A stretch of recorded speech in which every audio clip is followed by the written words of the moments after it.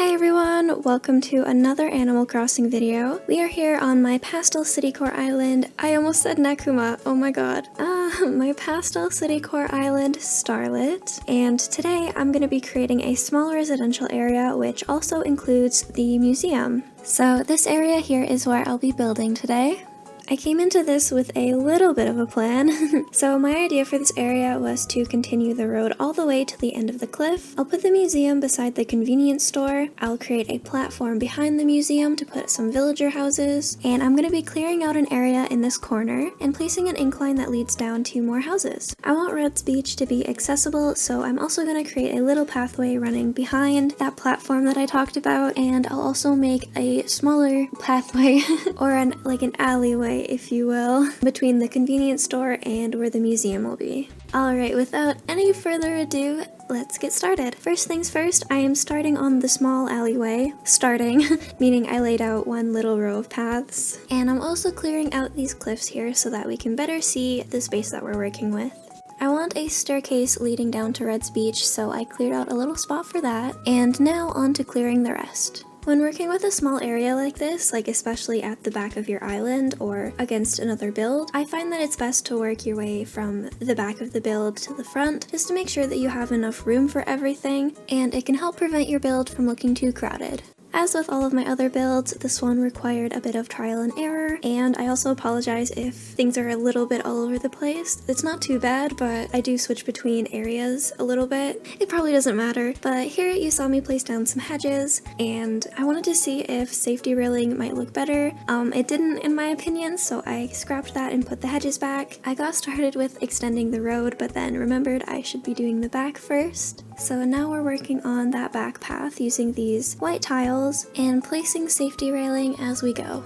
By the way, you can find all of the design codes that I've used on this island in the Google Docs link in the description. For the small alleyway path, I decided to go with white tiles in the middle just to match everything else. And now we can start building up that platform. I decided to make it big enough just for one house because we don't have a lot of space to work with, but in the end it actually turned out super cute, so stay tuned. So yeah, now I'm just shaping this platform to how I want it. And I put down some tiles and added in some hedges. And over here is where the staircase is going to be.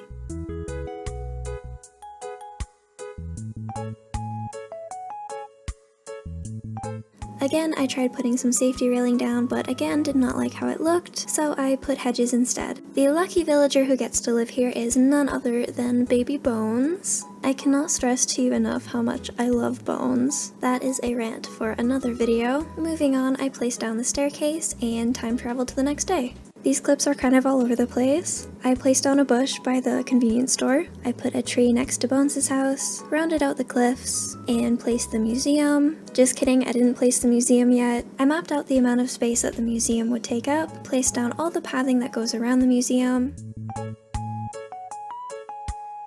and I put down a few decorations just so I can get the placements right before I put down the museum.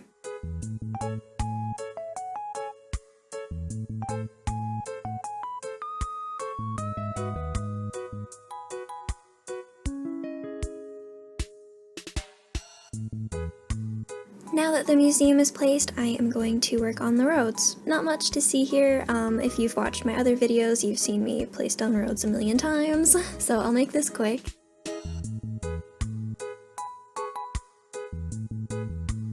Now I'm going to be clearing out this corner area. I realize again that I don't have a lot of room to work with, so I'm just going to be placing one villager home along with an apartment building.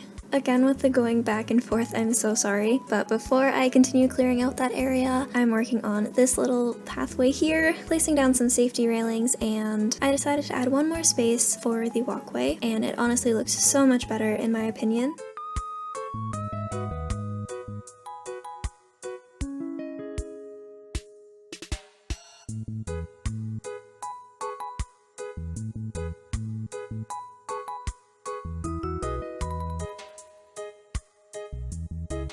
Okay, now I'm finally gonna finish clearing out this corner.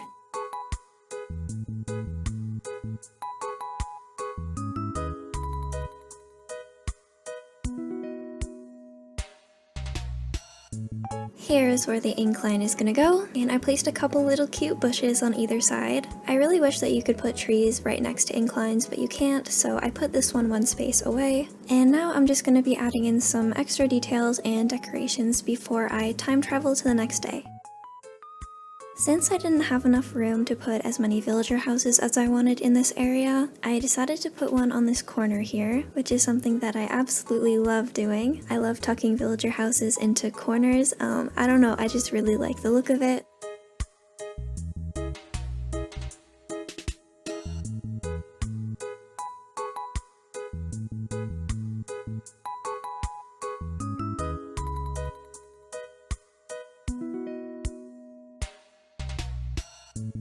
I also didn't know how to end this road. I thought about just making it a dead end, and then I had the idea to make a little roundabout, which I tried so hard to do, and you can tell by the lighting change here, it took me so long to try to figure this out, and I don't know, I was just not happy with how it was looking, so I decided to give up for now and come back to it later. I time traveled to the next day so that we have our museum and our incline built.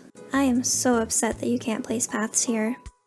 I placed Eugene in the corner spot, placed the incline for Red's Beach, and got started on the area for the apartments and the one villager home.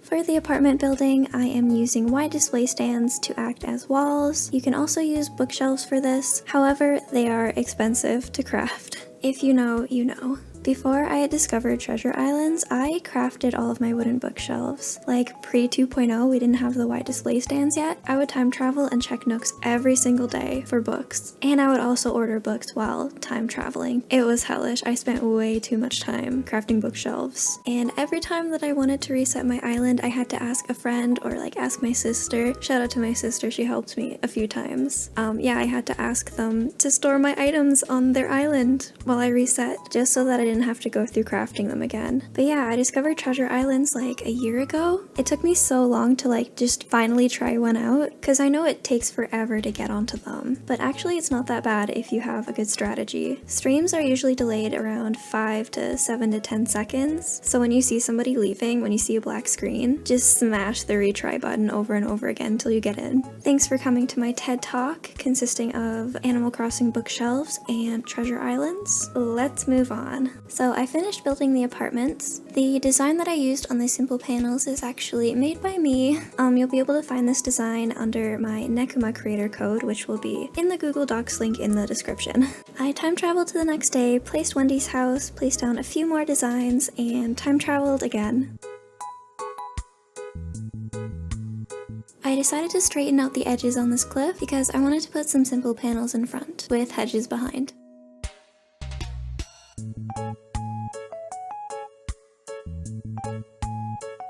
Back over to the small path, I am placing down some simple panels on both sides to cover up the cliffs.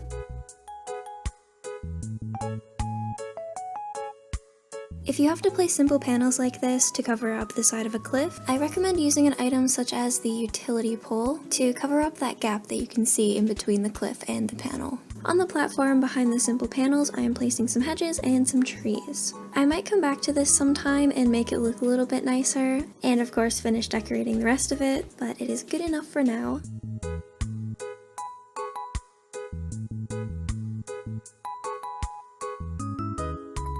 I really wanted to use these trees that I put in front of the museum, but the patches of grass on the ground were really sticking out to me and I did not want to see them.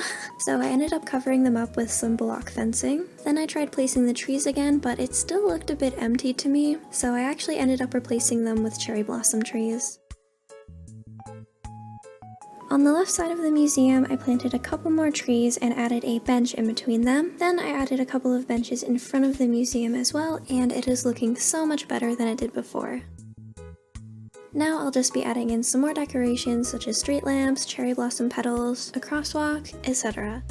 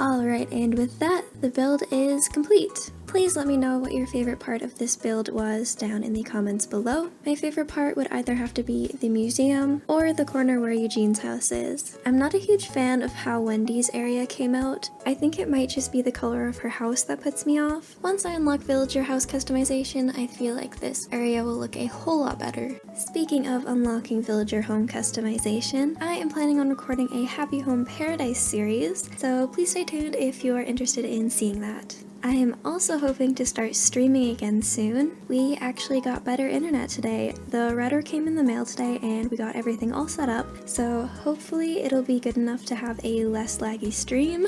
I hope. I haven't decided if I want to stream on YouTube or on Twitch. I'm kinda leaning more towards YouTube, but yeah, I'm really excited, kinda nervous, but mostly excited to start streaming again. Alright, I'm gonna end the voiceover here. I really hope you enjoyed the video, and I hope that it brought you some inspiration for your island. If you would like to help support my channel, it would mean a lot if you could leave a like, comment, and subscribe if you want to see more videos in the future. I hope that you have a lovely day or night whenever you're watching this. As always, thank you so much for watching, and I will see you in the next video. Bye!